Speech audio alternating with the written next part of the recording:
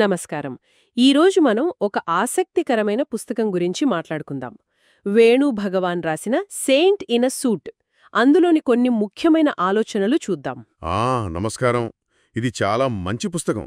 ముఖ్యంగా శ్రీ రతన్ టాటా గారికి అంకితమిచ్చారు దీన్ని. అవును, ఆయన జీవితం, ఆయన నాయకత్వం నిజంగా తరతరాలకు ఆదర్శమని రచయిత కూడా అంటారు కదా. కరెక్ట్. ఆ టైటిల్ కూడా చూడండి, సెయింట్ ఇన్ ఎ సూట్. అంటే లోపల ఒక ఆధ్యాత్మిక చింతన, ఒక నిబద్ధత ఉంచుకుని అదే సమయంలో బయట ప్రపంచంలో విజయవంతంగా ఉండటం. అంటే ఒకవైపు ఆంతరింగిక శాంతి, మరోవైపు బాహ్య ప్రపంచంలో విజయం అన్నమాట. సరిగ్గా. అంతర్గత ఆనందం, ఉద్దేశ్యం, వాటితో పాటు సంపద సృష్టి, వ్యాపార నైపుణ్యం, ఆ రెండింటినీ కలపగలగటం. రచయిత వీరిని ఆధునిక కర్మయోగులు అంటున్నారు. కర్మయోగులు అంటే తమ పని ద్వారానే ఒక ఉన్నత లక్ష్యం కోసం పనిచేసేవాళ్లు. అంతే. శ్రీ రతన్ టాటా గారిని లెవెల్ 6 నాయకత్వానికి ఉదాహరణగా చెప్తారు. అంటే కేవలం లాభం కోసమే కాదు, ఒక బలమైన ప్రయోజనం కోసం పనిచేయడం. బావుంది. మరి ఈ రచయిత వేణు భగవాన్ గారు గురించి, ఆయన కూడా వ్యాపారవేత్త అంటున్నారు. అవును, ఆయన ఒక బిజినెస్ కోచ్, వ్యవస్థాపకుడు, మెంటర్ కూడా. పిఆర్వైడి బోర్డ్ అనే ఒక సంస్థను కూడా స్థాపించారు. ఓ, అయితే ఆయన అనుభవంతో రాశారన్నమాట. మరి ఈ పుస్తకం నుంచి ముఖ్యంగా మన వ్యాపారవేత్తలు, లీడర్స్ తెలుసుకోవాల్సిన విషయాలేమున్నాయి? ఇప్పుడు ఇండియాలో పరిస్థితులు బావున్నాయి అంటున్నారు కదా, ఆ 4 Ds అని. అవును, ఇప్పుడు భారతదేశానికి ఇదొక మంచి సమయం అని చెప్పొచ్చు. రచయిత చెప్పిన ఆ 4 Ds డెమోగ్రాఫిక్స్, అంటే మనకున్న యువశక్తి. యువత ఎక్కువ కదా మన దగ్గర. అవును. తర్వాత డిజిటలైజేషన్, అంతా డిజిటల్ అవుతోంది. మూడోది డీగ్లోబలైజేషన్, అంటే ప్రపంచ దేశాలు తయారీ, సేవల కోసం ఇండియా వైపు చూస్తున్నాయి.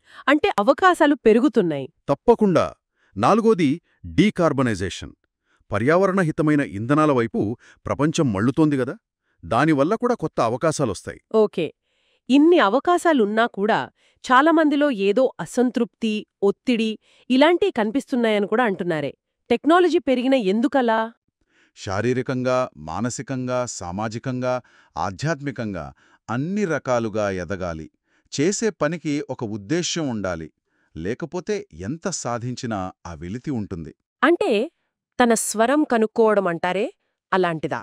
ప్రతిభ, అభిరుచి, ప్రపంచ అవసరం, అంతరాత్మ ఇవన్నీ కలిసే చోట? దాదాపు అలాగే. మీ పిలుపును కనుక్కోవడం, అది చాలా ముఖ్యం. ఇక్కడే మానసికత పాత్ర వస్తుంది. మానసికత, మైండ్ సెట్ గురించి కొంచెం వివరిస్తారా? అంటే మనం ఏ పని చేసినా భయంతో చేస్తున్నామా, లేక ప్రేమతో, ఒక బాధ్యతతో చేస్తున్నామా అనేది ముఖ్యం. ఏదో సమస్య వస్తే అప్పటికప్పుడు స్పందించే ఫైర్ ఫైటర్లా కాకుండా, రియాక్టివ్గా కాకుండా ప్రోయాక్టివ్గా ఒక దూరదృష్టితో పనిచేసే విజనరీలా ఉండాలి. ఇంకో ముఖ్యమైన విషయం, స్వీయ విలువ, సెల్ఫ్ వర్త్, అది పెరిగితేనే నికర విలువ పెరుగుతుంది. అదా సంగతి. అంటే మనమెంత విలువైన వాళ్లగా భావిస్తున్నామనేది మన ఆర్థిక విజయాన్ని కూడా ప్రభావితం చేస్తుందన్నమాట. ఖచ్చితంగా. అందుకే ఏ స్ట్రాటజీ అమలు చేసే ముందైనా సరైన మానసికతను పెంపొందించుకోవడం ముఖ్యం. ఆ సంక్ కాస్ట్ ఫెలసీని కూడా నివారించాలి. అంటే ఏదో నష్టం జరిగిపోయింది కదా అని ఇంకా దాన్నే పట్టుకు వేలాడకుండా ఉండటం. నిజమే. ఈ సరైన మానసికత ఉంటేనే కదా మనం చేసే పనికి, మనం నిర్మించే వ్యాపారానికి ఒక గట్టి పునాది ఉంటుంది.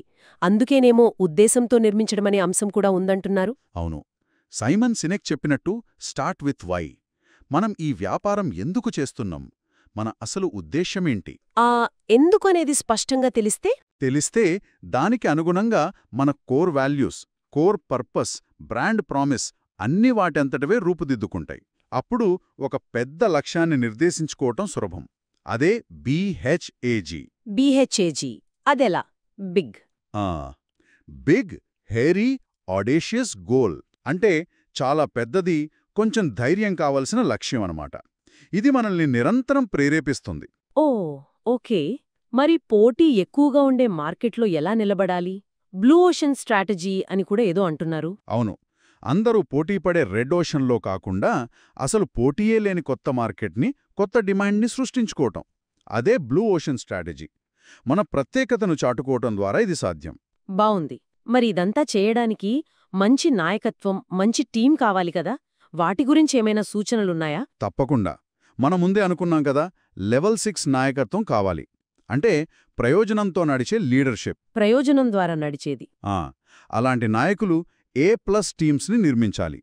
అంటే కేవలం స్కిల్స్ చూసి కాదు, యాటిట్యూడ్, బిహేవియర్, కమ్యూనికేషన్, డిసిప్లిన్ ఇవన్నీ ఉన్నవాళ్లను ఎంచుకోవాలి. అంటే మంచి వైఖరి, ప్రవర్తన, సంభాషణ, క్రమశిక్షణ ఇది కూడా ముఖ్యమేనా? చాలా ముఖ్యం.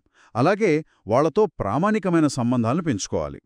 ఇంకో విషయం, చౌక దాని వెంట పడకుండా శ్రేష్ఠత, ఎక్సలెన్స్ను ఎంచుకోవాలి. అంటే క్వాలిటీ ముఖ్యమనా? అంతే. ఎక్సలెన్స్ ఇస్ ఆల్వేస్ చీప్ అంటారు. అంటే దీర్ఘకాలంలో చూస్తే నాణ్యతే మనకు తక్కువ ఖర్చుతో కూడుకున్నది, ఎక్కువ లాభాన్నిచ్చేది. నిజమే. తరువాత ఫోకస్. ఒకే పని మీద దృష్టి పెట్టి స్థిరంగా అమలు చేయాలి. చిన్న చిన్న మెరుగుదలలు చేస్తూ పోతే కాలక్రమేణా అద్భుతమైన ఫలితాలొస్తాయి. అదే కాంపౌండ్ ఎఫెక్ట్. 16x ప్రిన్సిపల్ అని కూడా అంటారు. Compound effect. స్థిరత్వం చాలా ముఖ్యం కదా. సరే, ఇదంతా బాగుంది. మరి మన ఉద్దేశ్యం, మన శ్రేష్ఠత ఇవన్నీ కస్టమర్లకు ఎలా తెలియజేయాలి? మార్కెటింగ్, సేల్స్ గురించి ఏం చెప్పారు? మంచి ప్రశ్న. కస్టమర్ అవసరాలను ఊర్కే పైపైన కాకుండా చాలా లోతుగా అర్థం చేసుకోవాలి. వాళ్ల సమస్యలేంటి, వాళ్ల ఆశలేంటి అని.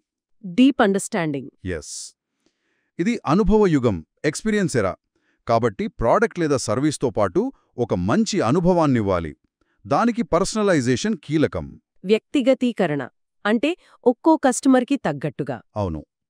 అలాగే అందర్నీ ఆకట్టుకోవాలని ప్రయత్నించకుండా మనల్ని, మన ఆశయాల్ని నిజంగా నమ్మే, మనతో కనెక్ట్ అయ్యే చిన్న సమూహం, మినిమం వయబుల్ ఆడియన్స్ MVA మీద దృష్టి పెట్టాలి.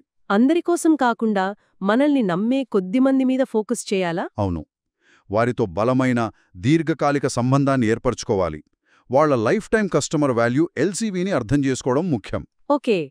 అంటే కస్టమర్తో బంధం ముఖ్యమన్నమాట. చాలా ముఖ్యం. మొత్తంగా చూస్తే ఈ సెయింట్ ఇన్ ఏ సూట్ అనే భావన అంటే మన లోపల ఉండే ఆ ప్రశాంతత, ఆనందం, ఉద్దేశ్యం వీటిని బయట ప్రపంచంలో మనం సృష్టించే శ్రేయస్సు, ప్రభావం ఈ రెండిటినీ బ్యాలెన్స్ చేసుకోవడమే అనిపిస్తోంది. సరిగ్గా చెప్పారు. అదే ఈ పుస్తకం యొక్క సారాంశం. అంతర్గత శ్రేయస్సు, బాహ్య సృష్టి ఈ రెండిటి మధ్య సమతుల్యత సాధించడం. ఈ ప్రయాణంలో వ్యవస్థాపకులకు సహాయపడటానికే రచయిత ఆ PRYD బోర్డ్ అనే కమ్యూనిటీని కూడా నడుపుతున్నారు. చాలా బావుంది. ముగింపుగా ఒక ఆలోచనొస్తోంది. నిజమైన విజయం, అసలైన సంతృప్తి అంటే బహుశా మనం చేసే పనిని మన నమ్మకాలతో, మన విలువలతో, ఒక ఉన్నతమైన ఉద్దేశంతో ముడిపెట్టుకోవడమేనేమో. అవును. ఇదేనేమో అనువర్తిత ఆధ్యాత్మికత అంటే. మనమందరం ఈ ఆలోచనలపై ఇంకాస్త లోతుగా ఆలోచించాల్సిన అవసరముందనిపిస్తోంది. నిజమే. చాలా అవసరం.